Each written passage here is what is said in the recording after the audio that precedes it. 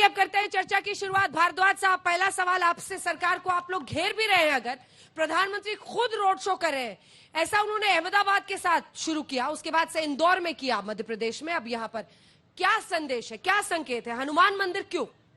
देखिए, चुनाव जो राजस्थान का चुनाव है, राजस्थान की जनता लड़ रही है, क्योंकि पिछले 5 साल जो कांग्रेस पार्टी की अराजकता को सहा और भोगा है राजस्थान की जनता ने, तो राजस्थान की जनता खुद निकलकर चुनाव लड़ रही है। अरे टीम का कैप्टन कौन है?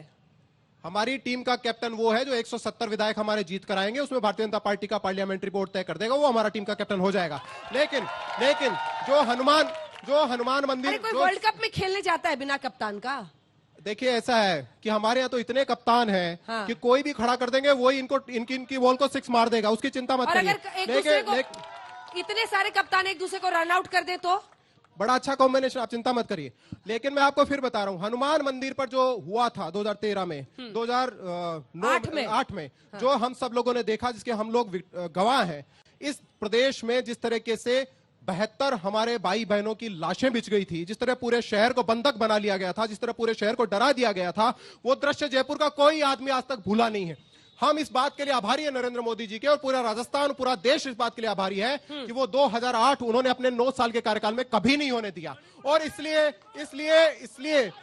आज देश चाहता है, और प्रदेश चाहता है कि नरेंद्र मोदी जी आए, उनके बीच में आए और अपनी जनता से मिले। इसलिए आप कल देखिएगा, पलक पावड़े बिछाकर राजस्थान की जनता नरेंद्र मोदी जी का स्वागत करने वाली है, और नरेंद्र मोदी जी के आह्वान पर कांग्रेस पार्टी को उखाड़ करने वाली है। गहलोत जी की सरकार है, जवाबदेही आपकी है। कन्हैया लाल पर घेर रहे, कहते हैं एनआईए ने चार्जशीट फाइल कर दी है, फास्ट ट्रैक कोर्ट की इजाजत गहलोत सरकार नहीं दे रही है। दूसरा प्रश्न, हनुमान मंदिर पर जो धमाका हुआ और आसपास के पूरे बाजार में, जिसमें कई लोगों की जान गई, आरोपी बरी हो गए, किसने कराया फिर ब्लास्ट? देखिए, मुझे लगता है कि 2008 के बाद तो बीजेपी की भी सरकार यहां पर रही, और 9.5 वर्ष से केंद्र में भी सरकार बीजेपी की ही है, और जब चार्जशीट फाइल हो जाती है तो गेंद न्यायालय के पाले में चली जाती है, किसी सरकार के पाले में नहीं रहती। लेकिन दुर्भाग्य है कि उरी, पठानकोट, पुलवामा जिनके शासनकाल में हुआ, वो सवाल पूछ रहे हैं। दुर्भाग्य है कि 9.5 साल तक सरकार में वहां पर दिल्ली पर काबिज रहने के बाद भी जिस तरह से आज भी लाशों के ऊपर राजनीति करने का काम मोदी जी कर रहे हैं, ये बहुत बड़ा दुर्भाग्यपूर्ण। क्या पुलवामा और उरी के लिए भी मोदी जी का धन्यवाद करें हम? आलोक जी, फिर किसने कराया जयपुर में वो धमाके, किसने कराए जिसमें 72 से बताया जाता है अनऑफिशियली 80 लोगों की जान गई? वो किसने कराया? सभी आरोपी बरी हो गए। देखिए, जहां तक बरी की बात है, प्लीज हल्ला नहीं। बरी तो 2002 के दंगे वाले भी हो गए और सुप्रीम कोर्ट तक से बरी हो गए, तो क्या 2002 में दंगे नहीं हुए थे? न्यायालय अपना काम करता है, सबूत हैं कि नहीं है। उसके बाद 9.5 वर्षों से केंद्र में आपकी सरकार है, बीच में 5 वर्षों तक बीजेपी की सरकार यहां पर रही। लेकिन दुर्भाग्य है, ये नहीं बात करेंगे कि 9.5 वर्षों में राजस्थान के लिए मैंने क्या किया है। आज भी अगर राजनीति होगी तो महिला की अस्मिता के ऊपर, लेकिन ब्रजभूषण शरण सिंह के ऊपर अगर एफआईआर होगी तो वो सुप्रीम कोर्ट कराएगा। ठीक है, मणिपुर जाने की हिम्मत नहीं होगी, लेकिन यहां पर आकर रोड शो करेंगे। वहां पर हमारे मजदूर फंसे हुए हैं टनल के अंदर, उनकी बात नहीं करेंगे, लेकिन देश के प्रधानमंत्री मैच देखने अहमदाबाद पहुंच जाएंगे। इनके लिए केवल राजनीति है अंजना जी, और राजनीति में केवल वोट है, वोट के अलावा कुछ नहीं। तो क्या अभी मणिपुर में चुनाव हो रहे हैं? देखिए, मुझे लगता है कि जो देश के प्रधानमंत्री महिला अस्मिता पर वोट मांगते हो, वो केवल राजस्थान के प्रधानमंत्री या जयपुर के मेयर नहीं है, वो देश के प्रधानमंत्री। ठीक है, कुछ सवाल लेते हैं। अपने हाथ उठाइए जिन्हें सवाल पूछा है, सवाल पूछे। मैं कह रहा हूँ, अगर आप शोर करेंगे, नारेबाजी करेंगे तो सवाल नहीं सुन पाएंगे। या तो आप नेतागिरी कर लीजिए या सवाल पूछ लीजिए। ठीक है, मैं कांग्रेस प्रवक्ता से पूछना चाहता हूँ कि ये जातिगत जनगणना की क्या जरूरत है? देश को जातियों में बांटने की क्या जरूरत पड़ गई? पहले ही तुष्टीकरण की राजनीति इतनी ज्यादा हो रही है, इतना तुष्टीकरण की वजह से राजस्थान इतना नीचे आ चुका है, इसके लिए क्या उपाय करना चाहते हैं? ठीक है, जवाब दीजिए। राहुल गांधी हर जगह जाकर कास्ट सेंसस कर रहे हैं। चुनाव के पहले याद आया कि हो सकता है धर्म नहीं, जाति के आधार पर वोट मिल जाए। मुझे लगता है 2011 में भी कांग्रेस ने केंद्र में जातिगत जनगणना कराई थी, और जिस समय पर वीपी सिंह की सरकार थी और ओबीसी का रिजर्वेशन दिया गया था, उस सरकार को सपोर्ट बीजेपी कर रही थी। बिना जातिगत जनगणना के ओबीसी का रिजर्वेशन देने वाले लोग हमसे सवाल पूछते हैं। हम तो कह रहे हैं कि कास्ट सेंसस कराइए, उसमें इकोनॉमिक बेस भी हो, शैक्षणिक भी हो, एजुकेशनल भी हो, सारे बेस हो। और अभी भी जो बिहार में कास्ट सेंसस का सर्वे हुआ है उसमें 26 पैरामीटर्स हैं। बीजेपी अपोज क्यों कर रही है? बीजेपी के तो तमाम घटक दल जो उनके साथी हैं वो स्वयं कह रहे हैं कि ऐसा होना चाहिए। ठीक है। क्या ओबीसी रिजर्वेशन जिस समय बीजेपी ने दिया, क्या उस समय पर जातियों में बांटा गया था? हाँ। ड्रग्स का यूज जो बढ़ रहा है जयपुर में, इतना ज्यादा कंज्यूम हो रहा है ड्रग्स का, उसके लिए क्या कर रही है सरकार? देखिए, ड्रग्स एक बहुत बड़ी समस्या पूरे देश के अंदर बनती चली जा रही है और दुर्भाग्य है कि मोदी जी के परम मित्र अडानी जी के पोर्ट्स के ऊपर फिर वहीं पहुंच गए। मतलब जयपुर में ड्रग्स बिके। सुनिए ना भाई, अंजना जी मुझे जवाब और देने अभी दीजिए। तो अंजना जी अंजना जी नया खुलासा हुआ है। ड्रग्स पर सवाल पूछा जाए। एक नया खुलासा हुआ है। हाँ। एक नया खुलासा ये हुआ है कि मोदी जी के जो मंत्री हैं, हाँ। उनका परिवार कनाडा में ड्रग्स की खेती करवाता है और ईडी सीबीआई इसलिए जयपुर में ड्रग्स बिक रहे मैं हैं कह रहा और हूं- गहलोत जी कुछ नहीं कर पा रहे हैं। क्या ड्रग्स जयपुर में पैदा हो रहे हैं? क्या ड्रग्स जयपुर में पैदा हो रहे यहाँ हैं? पर बिक्री कौन रोकेगा? अंजना जी मैं जवाब देता यहाँ हूँ। पर बिक्री कौन रोकेगा? मैं समझता हूँ ड्रग्स की खेप जब पकड़ी जाती है विदेशों से और अफगानिस्तान से आती है, वो किसके पोर्ट पर पकड़ी जाती है? यहाँ पर बिक्री कौन रोकेगा? अरे भाई, हमारी अंजना जी। जिम्मेवारी है। हाँ। हमारी अंजना जी, मैं इसका जिम्मेवारी है, जवाब इसमें कहीं देता कोई दो राय क्यों नहीं हो रहा है? नहीं। मुझे बोलने दीजिए, मुझे जवाब देने इसमें दीजिए। ड्रग्स नहीं मिल रहा। राजस्थान की सरकारी शुद्ध के लिए युद्ध अभियान चलाती है। खाने सवाल क्या है? वही सवाल ही पूछ रहा हूँ। शुद्ध के लिए युद्ध अभियान चलाती है, उसके बाद फूड पैकेट जो वितरित करते हैं वो भी अशुद्ध होते हैं। मीडिया में कई जगह ये फुटेज पड़ी है जिसमें लोग ठीक है। मैडम, मैं बीजेपी प्रवक्ता से एक सवाल। आपसे सवाल है भारद्वाज। जैसे कि 3 तारीख को बीजेपी की सरकार बनती है, तो क्या कांग्रेस की योजना को बंद रखेंगे हमेशा की तरह, या फिर अपनी योजनाएं नहीं लाएंगे? ये आपने सही पूछा है। देखिए। गोमती रिवर फ्रंट बंद। देखिए, नहीं, पहले सवाल सुनिए। कोटा के चंबल रिवर फ्रंट को बंद तो नहीं कर देंगे। क्या जो पिछली सरकारों के कामकाज है उस पर ताला लगा देना सही है? देखिए, मैं आपको दोनों तीनों चीजों का जवाब देता हूं। ये हमारे जो भाई बोले मणिपुर की बात बोले, मणिपुर यहां से 2800 किलोमीटर दूर है। राजस्थान की हर गली को अशोक गहलोत ने मणिपुर बना दिया है। हर गली को हमारी बेटियां यहां काटी जाती हैं और भट्टियों में जलाई जाती हैं। हमारी बेटियां दुष्कर्म के बाद तेजाब डालकर कुएं में फेंकी जाती हैं। हमारी 35,000 बेटियों के साथ दुष्कर्म हो गया। 18 वर्ष की 15,000 18 वर्ष से छोटी 15,000 बच्चियों के साथ दुष्कर्म हो गया। और कांग्रेस का बेशरम मंत्री विधानसभा में कहता है कि हम मर्दों का प्रदेश है इसलिए दुष्कर्म ज्यादा होते हैं। और दूसरी बात आपने योजनाओं की हम इनकी योजनाएं बंद करेंगे। कौन सी?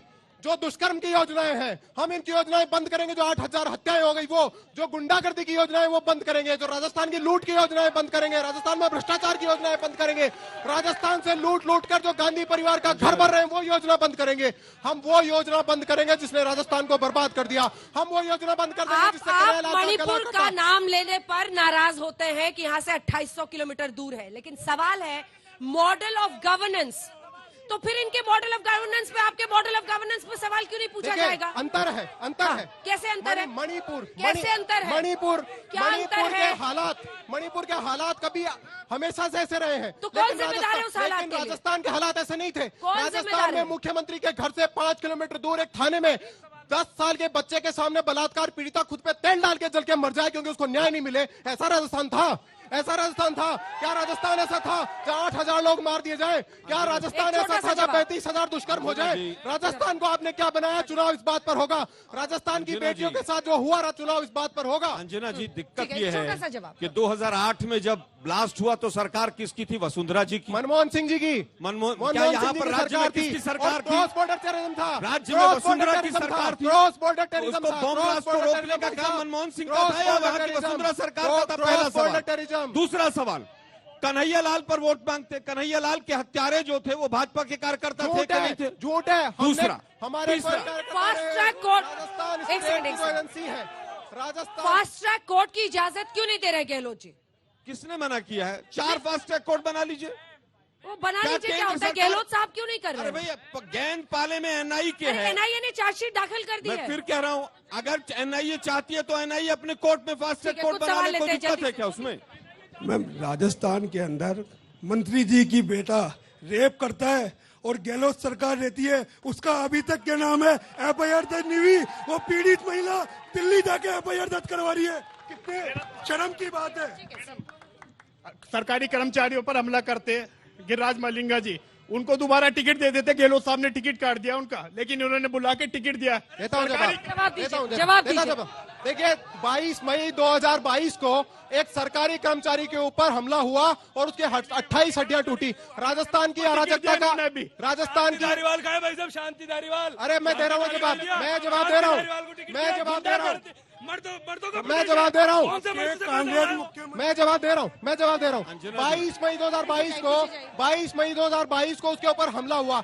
हर्षाधिपति वाल्मीकि के ऊपर जो हमला हुआ कांग्रेस की अराजकता का सबसे बड़ा उदाहरण है। और दूसरी बात, जो आ जाए अपनी जगह पे जाइए, और उसका कांग्रेस से जो आ जाए टिकट दे देते हैं। हमने सुनिए बात, चाहे उस पर कैसे भी आरोप हो, बस कांग्रेस से आ गया लपक लिया। आज इनको उसके ऊपर आरोप दिख रहे हैं। 3 महीने पहले अशोक गहलोत जी उसकी सभा संबोधित करके आए थे, तब आरोप नहीं दिखे थे। सवाल, अगला 16 सवाल। महीने कांग्रेस पार्टी में थे, सर, तब भागे यहाँ थे। पे हर चीज को बीच में मोदी जी को लाया जाता है कि मोदी जी ये नहीं कर रहे हैं, मोदी जी वो नहीं कर रहे हैं। सर, आप 5 साल से क्या कर रहे हैं? मुझे लगता है बैठिए। जब देश के प्रधानमंत्री कॉरपोरेशन के चुनाव में भी चुनाव प्रचार करने पहुंच जाएंगे तो सवाल किससे पूछा जाएगा? अब मैं पूछना चाहता हूं, यहीं की पूछ लेते हैं। ओल्ड पेंशन स्कीम और 500 रुपए का सिलेंडर और चिरंजीवी योजना, अगर इनकी सरकार आएगी तो वो चालू रहेंगी तीनों योजनाएं कि नहीं रहेंगी? सीधा सवाल। देखिए ओल्ड पेंशन सवाल स्कीम की बात, ओपीएस का क्या करेंगे? ओपीएस जो चालू हुई है, जो ओपीएस की जिसकी बात कर रहे हैं, जो एनपीएस आई है, एनपीएस के ऊपर राजस्थान के वित्त मंत्री के रूप में सबसे पहला सिग्नेचर की शिकायत है, उसका नाम अशोक गहलोत है। दूसरी बात, ओपीएस तो 15 साल बाद देनी भाई साहब। 3 महीने हो गए, राजस्थान रोडवेज के कर्मचारियों को तनख्वाह दे दो। आप दवाइयों के पैसे दे दो, आप दवाइयों के पैसे दे दो। अस्पताल में कफन नहीं है, अस्पताल में कफन नहीं है और ये ओपीएस देंगे। हमने आपको क्या कहा? ये राजस्थान की सरकार है जिसने लूटने के अलावा और अपने आकाओं का घर बनाने के अलावा योजना लागू रहेगी कि नहीं रहेगी? चिरंजीवी ओल्ड पेंशन स्कीम लागू रहेगी कि नहीं रहेगी? सीधा जवाब दीजिए ना, सीधा सवाल है। चिरंजीवी योजना की बात, सीधा जवाल है, सीधा जवाब नहीं देंगे। 5 लाख रुपए तक का इंश्योरेंस तो आयुष्मान सरकारी कर्मचारी समझ बीजेपी बहुत बड़ी पार्टी है जिससे प्रचारित सवाल है या ज्ञान है? बताइए, पहले बताइए, ज्ञान है कि सवाल है? सवाल है। मोदी जी जो प्रचार करने यहाँ पर आ रहे हैं, उससे चर्चा बीजेपी देगी या सरकार से आएगा? देखो ऐसा है भैया, Modi ji rally road show, वो पूछ रहे हैं कौन खर्च दे रहा है? मोदी जी दुनिया के सबसे लोकप्रिय नेता हैं और देश की और प्रदेश की जनता उनको देखना सुनना चाहती है, इसलिए आ रहे हैं। राहुल गांधी खुद का चुनाव नहीं जीत सकते, उनको सुनने कौन आएगा? इसलिए कोई आ नहीं रहा। कांग्रेस पार्टी रोड के शो का पैसा कौन देगा ये बताइए? रोड शो का सीधा सवाल है, सीधा उत्तर दीजिए। दे रही है, इधर उधर घुमाते क्यों बातों को? आपने बता दिया चिरंजीवी योजना बंद, यहाँ प्रियंका गांधी का रोड शो कौन दे रहे हैं? राहुल गांधी आते हैं, उसका खर्चा कौन दे रहा है? सोनिया गांधी आ रही है, उसका खर्चा कौन दे रहा है? ठीक है, अगला क्या है उसका खर्चा कौन? मेरा सवाल कांग्रेस के प्रवक्ता जी से है। आप पूरे देश में महंगाई का रोना रोते हो, राजस्थान में महंगाई राहत शिविर लगाते हो, पर फिर भी सबसे ज्यादा पेट्रोल और डीजल राजस्थान में महंगा है। जो जवाब दीजिए। ये सवाल पहले हो चुका था। मेरा प्रश्न भारद्वाज सर से है कि भारद्वाज जी कि महारानी साहिबा अभी तक ओनली 2 दिन जब से उनका नॉमिनेशन फाइल किया उसके बाद 37 सभाएं कर चुके हैं, जहां से उनका क्रिस्माई जो व्यक्ति उससे जनाधार प्रत्याशियों को मिलता नजर आया, कहीं ना कहीं वो लाइमलाइट में है। तो क्या उनको प्रत्याशी बनाओगे मुख्यमंत्री? आप लोग को पीछे हटना होगा। देखिए, भारतीय जनता पार्टी ने और प्रधानमंत्री जी ने बिल्कुल स्पष्ट कर दिया है कि भारतीय जनता पार्टी कमल के निशान के ऊपर चुनाव लड़ रही है। प्रधानमंत्री नरेंद्र मोदी जी के नेतृत्व में चुनाव लड़ रही है। चुनाव के बाद भारतीय जनता पार्टी के जो 170 विधायक जीत कर आएंगे, उनमें से कोई भी जिसे पार्लियामेंट्री बोर्ड चुनेगा और राजस्थान का मुख्यमंत्री बनेगा। 170 और 30 काहे के लिए छोड़ दिए? वो भी ले नहीं है, 30 इनके नहीं है, 30 इनके नहीं है। देखिए, आज देश के प्रधानमंत्री ने पेट्रोल और डीजल के प्राइसेस की बात आज अपने मंच से भी की। मैं आज ही के भाव लेकर आया हूं। भोपाल में जयपुर से महंगा है, बॉम्बे में जयपुर से महंगा है पेट्रोल भी और डीजल भी।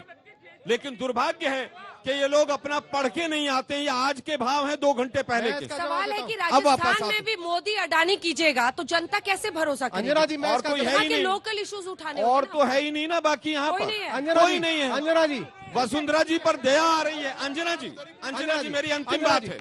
राजस्थान में पेट्रोल के ऊपर 31.4% का जीएसटी है और डीजल के ऊपर 19% का डीबीएस है। और आखिरी के 2 सवाल ले रहे हैं प्लीज। आज के भाव है अंजना जी, और आज भोपाल में मेरा सवाल कांग्रेस के प्रवक्ता जी से है।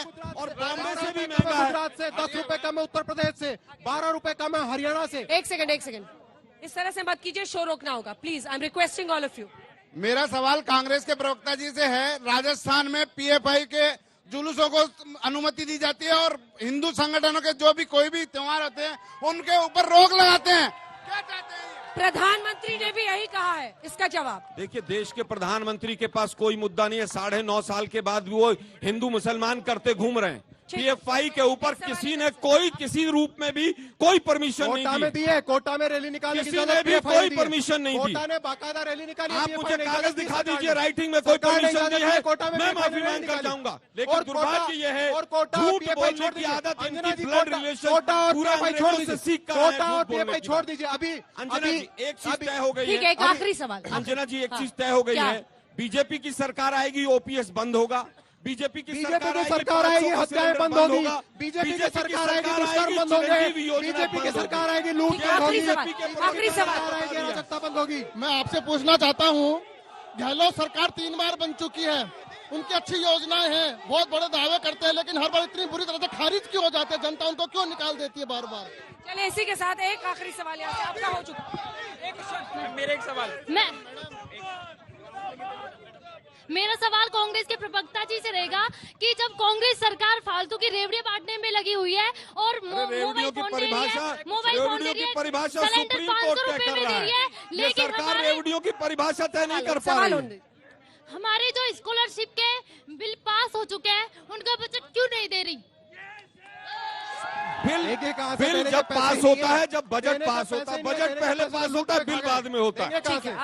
देंगे कहाँ से? लूट लिया पैसा। पहले बजट पास होता है, फिर बिल पास होता है। कितनी सीट? मैं हमारी 125 प्लस 125 प्लस कितनी सीट? इनकी आएंगी 20, हमारी आएगी 170। 170। 170। चले इसी के साथ आज राष्ट्र तिलक में यहाँ से इतना ही।